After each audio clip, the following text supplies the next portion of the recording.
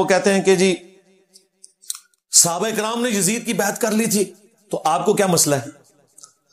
صحابہ کرام نے یزید کی بیعت نہیں کی تھی، صحابہ کرام سے زبردستی بیعت لی گئی تھی تلوار کے زور پر. جھوٹ بولنا بند کریں.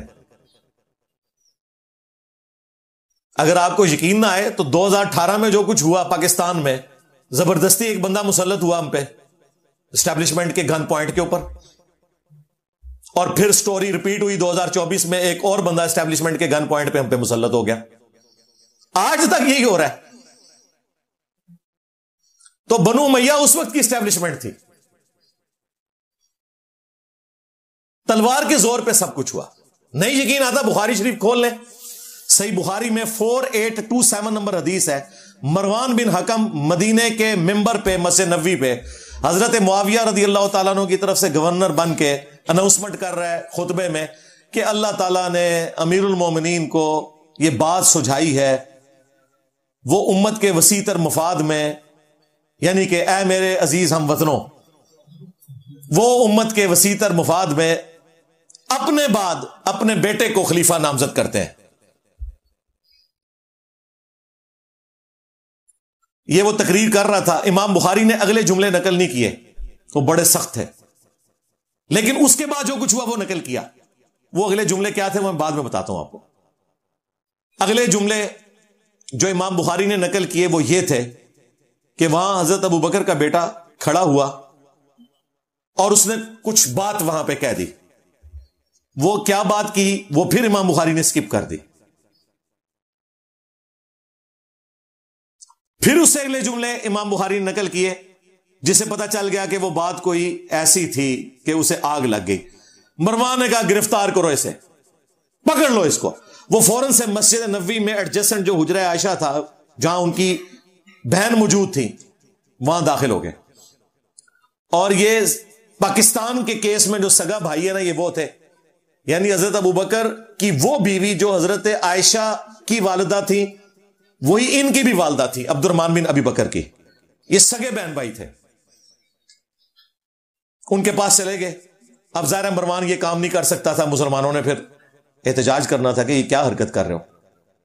باہر سے اس نے کہا اوے ابو بکر کے بیٹے، تیرے بارے میں قرآن میں آیت نازل ہوئی تھی نا کہ یہ کافر کہتا ہے کہ میرے ماں باپ جو مجھے یہ کہتے ہو کہ مرنے کے بعد دوبارہ زندہ کیا جاؤں گا، یہ اگلے لوگوں کی کہانی ہے. ابو بکر کے بیٹے کہ تیرے بارے میں قرآن میں آیت نازل ہوئی تھی. توبہ توبہ. یہ بنو امیہ کے خدمت گزار، یہ ہیں گستاخان خلفائے راشدین. جب اس نے یہ بات کی تو سیدہ عائشہ اندر تڑپ اٹھی. انہوں نے کہا اس کو خاموش ہو جا، آل ابی بکر کے بارے میں کوئی قرآن کی آیت نازل نہیں ہوئی سوائے جو میری برات میں سورہ نور کی آیات نازل ہوئی تھی جب مجھ پہ جھوٹی تہمت لگائی گئی. بخاری میں اتنا آتا ہے، المستدرک للحاکم میں اور المعجم الکبیر طبرانی میں اور باقی کتابوں میں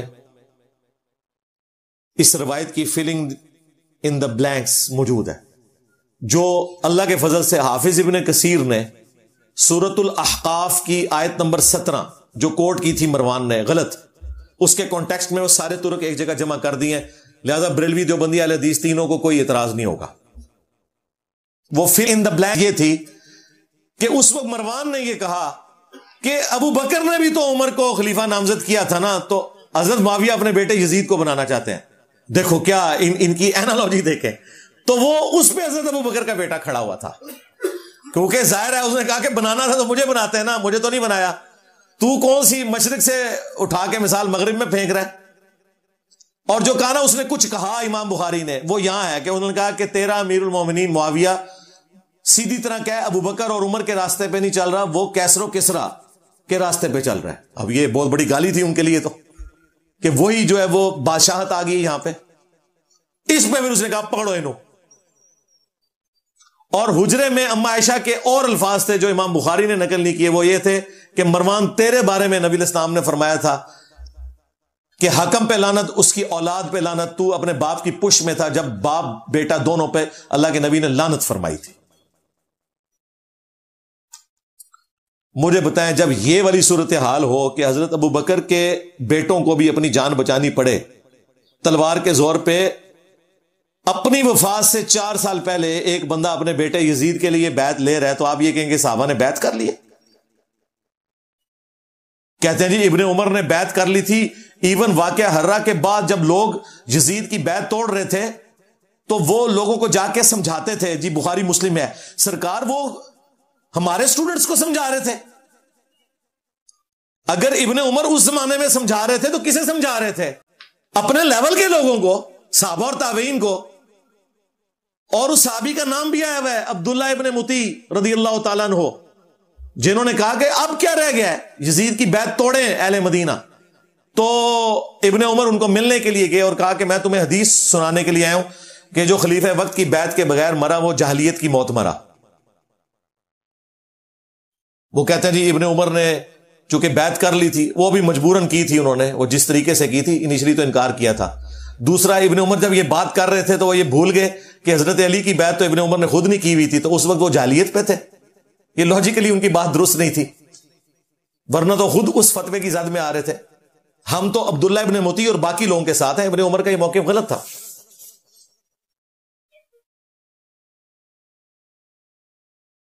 اور پھر دیکھیں ابن عمر کے ساتھ اسی بنو امیہ نے کیا کیا. صحیح بخاری میں ہی موجود ہے.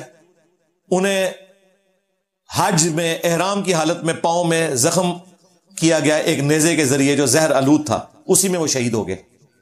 اور آخری دنوں میں حجاج ابن یوسف ان کی جب عیادت کے لیے آیا تو بخاری کے الفاظ ہیں، اس نے پوچھا کہ حضرت مجھے پتا چل جائے نا آپ کا قاتل کون ہے تو میں اسے نہیں چھوڑوں گا. انہوں نے کہا میرا قاتل وہ ہے جس نے احرام کی حالت میں نیزے اور تلواریں لانے کی اجازت دی ہیں، جس میں اجازت ہی نہیں ہے، آپ نے خالی ہاتھ آنا ہے، یعنی کہ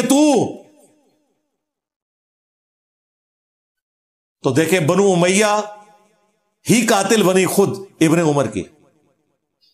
اسی لیے آخری وقت میں جا کے ابن عمر کو اندازہ ہو گیا کہ یہ لوگ ڈی ٹریک ہیں. المستدرک للحاکم میں یہ حدیث موجود ہے، مجموع الزوائد میں موجود ہے. امام حیثمی جو ابن حجر اسقلانی کے استاد ہیں، انہوں نے مجموع الزوائد میں اس کی سند کو صحیح کہا کہ ابن عمر آخری عمر میں افسوس کرتے تھے اور وہ کہتے تھے کہ مجھے نماز روزہ چھوڑنے کے اوپر کوئی افسوس نہیں، میں نے اس طرح کا کوئی کام نہیں کیا سوائے ایک چیز کے کہ میں نے حضرت علی کے ساتھ مل کر فی باغیہ کے خلاف قتال نہیں کیا، اس باغی گروہ کے خلاف جو مجھے کرنا چاہیے تھا. کون سا باغی گروہ؟ جو بخاری میں ہے، عمار تجھے ایک باغی جماعت قتل کرے گی، تو انہیں اللہ اور جنت کی طرف بلائے گا، وہ جماعت تجھے جہنم کی طرف بلائے گی. یعنی حضرت علی کی جماعت کو نبی الاسلام نے جنت کی طرف بلانے والی جماعت اور ان کے مخالفین کو جہنمی جماعت نہیں کہا، جہنم کی طرف بلانے والی، کیونکہ خلیفۃ المسلمین کی مخالفت. یہ ایک الگ سے ٹاپک ہے، میری کئی ایک ویڈیوز ہیں، وہ پچھلی والی ویڈیو دیکھ لیں، پچھلے محرم والی، کربلا کیوں ہوئی. تو آپ یہ دیکھیں، یہ بالکل واضح احادیث ون سائیڈڈ مقدمہ پیش کر رہی ہیں. جن ابن عمر کی بنیاد کے اوپر انہوں نے اتنا ہنگامہ کھڑا کیا ہوا تھا، وہ ابن عمر تو آخری وقت میں اپنے پرانے اعمال کے اوپر شرمندہ ہے اور یہ کہہ رہے ہیں جی ابن عمر نے یزید کی بیعت کر لی تھی. جو مخالفین تھے ابن عمر کے وہ بھی صحابہ اور تابعین تھے، ان کی رائے کا کوئی احترام نہیں کرتے. یعنی میٹھا میٹھا ہاپا ہپتے کوڑا کوڑا تھو تھو، اسی کے اوپر کہا جاتا ہے. اسی کانٹیکسٹ میں بخاری میں ایک حدیث ہے، حضرت عمر نے پہلے ہی پیش گوئی کر دی تھی، 6830. حضرت عمر نے جب آخری حج اپنا کیا، اس کے بعد ان کو اگلا سال نصیب نہیں ہوا، تو وہاں منا میں حضرت عمر تک کسی نے یہ بات پہنچائی کہ لوگ یہاں چیما گوئیاں کر رہے ہیں کہ جب عمر مر جائے گا تو ہم فلاں شخص کو اپنا خلیفہ چن لیں گے. حضرت عمر کو اتنا غصہ آیا، انہوں نے کہا میں ادھر ہی خطبہ دوں گا کہ مسلمانوں کے مشورے کے بغیر انہوں نے پہلے ہی طے کر لیا کسے خلیفہ بنانا ہے. تو عبد الرحمن بن عوف نے کہا کہ حضرت یہاں ہر طرح کے لوگ آئے ہیں، آپ مسجد نبوی میں جا کے خطبہ دیں. یہ چند لوگوں کے سامنے بات ہوئی ہے، آپ اس کو عام نہ کریں. اور میں دعوے سے کہتا ہوں کہ اگر یہ یوٹیوب پہ کلپ آیا ہوتا نا اس زمانے میں، تو حضرت عمر نے اسی ٹائم یوٹیوب پہ کلپ اپنا چڑھانا تھا، ریپلائی ٹو کر کے. خیر مدینہ شریف آئے، ابن عباس کہتے ہیں کہ میں ممبر کے اتنے قریب تھا کہ میرا گھٹنا ٹچ کر رہا تھا اور میں ساتھیوں سے کہہ رہا تھا آج حضرت عمر نے پھٹے چک دینے نے، بڑے غصے نے، اور بڑا لمبا انہوں نے خطبہ دیا. اس میں یہ بھی الفاظ تھے کہ دیکھنا ابو بکر کی خلافت جس طریقے سے منعقد ہوئی وہ کیٹاسٹرافک کنڈیشن تھی، مستقبل میں اسے دلیل نہ بنایا جائے. یعنی حضرت عمر مانتے تھے کہ اس طریقے سے حضرت ابو بکر کو خلیفہ نہیں چنا جانا چاہیے تھا. لیکن وہ سعد ابن عبادہ اور جو باقی معاملات ہوئے سقیفہ بنی ساعدہ میں، وہ الگ سے ایک ٹاپک ہے. انہوں نے کہا کہ یہ مستقبل میں دلیل نہیں ہوگی، مسلمانوں کے مشورے کے بغیر کسی کو خلیفہ نہ چننا. حضرت عمر بھی حضرت ابوبکر نے صحابہ سے مشورہ کر کے، صحابہ نے کہا تھا کہ آپ نامزد کریں، اس کے بعد مشورہ ہوا ہے، یہ زبردستی مسلط نہیں کیا گیا. پھر حضرت عمر نے تو 6 رکنی کمیٹی بنائی، کیونکہ ان 6 سے بہتر لوگ کوئی نہیں تھے. بخاری میں موجود ہے، یہ 6 لوگ وہ ہیں جن سے رسول اللہ اپنی وفات تک راضی رہے. تو سیدنا عمر رضی اللہ تعالیٰ عنہ نے کہا کہ حضرت ابوبکر کی خلافت کو دلیل نہ بنانا، یاد رکھنا جب بھی مسلمانوں کے مشورے کے بغیر کسی کو خلیفہ چنا گیا تو اس کا انجام قتل و غارت ہوگا. یہ قتل و غارت ہوئی ہے. یہ کہتے ہیں جی یزید خلیفہ وقت تھا تو حضرت حسین نے بغاوت کی ہے، نعوذ باللہ. جو خلافت قائم ہی نہ ہو اس کے بارے میں یہ کہنا اس کے خلاف خروج ہوا ہے. یعنی مزارات جو بنانا ہی حرام تھے اسے کہنا کہ مزارات شہید ہو گئے. مزار تو شہید نہیں ہوں گے، وہ بنانا ہی حرام تھے. مسلم شریف میں حدیث میں تمہیں منع کرتا ہوں قبروں کو پکا کرنے سے، قبروں پہ عمارت بنانے سے اور قبروں پہ بیٹھنے سے. مجاور بن کے بیٹھنا بھی حرام ہے، ویسے بیٹھنا بھی حرام ہے. لہذا یہ کانسیپٹ بالکل کلیئر ہے.